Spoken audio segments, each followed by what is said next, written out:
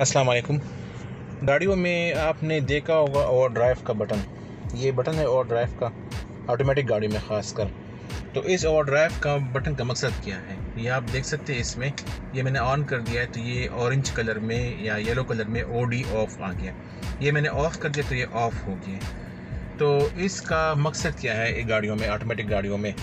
इसका जो असल मकसद है तो वो तो ये है कि जब भी आप ऑटोमेटिक गाड़ी आप चलाते हैं और जब आप मोटरवे पे होते हैं या किसी दूसरी जगह में, तो आप ओवरटेक करना चाह रहे हो दूसरी गाड़ी से, तो अगर आप गाड़ी स्पीड मतलब ये कि ओवरटेकिंग कर रहे हो और जैसे ही आप ओवर ड्राइव बटन आप दबाओगे तो उससे ये होगा कि गाड़ी जो है तो वो तीसरे गियर में शिफ्ट हो जाएगा ऑटोमेटिक गाड़ी, और इसकी स्पीड बढ़ जाएगी, इंजन की पावर। दूसरे इंजन में जो वाल्व होते हैं वो भी खुल जाते हैं, उस पर पेट्रोल का इन्फ्लक्स ज़्यादा हो जाता है तो इंजन रेस पकड़ता है। तो जैसे इंजन रेस पकड़े तो आप ओवरटेक आसानी से कर सकते हो। और ड्राइव का बेसिकली मकसद इसमें ये होता है, और ये इसलिए मतलब ये कि ऑटोमेटिक गाड़ी में इसलिए इस मकसद के लिए इस्तेमाल होता है।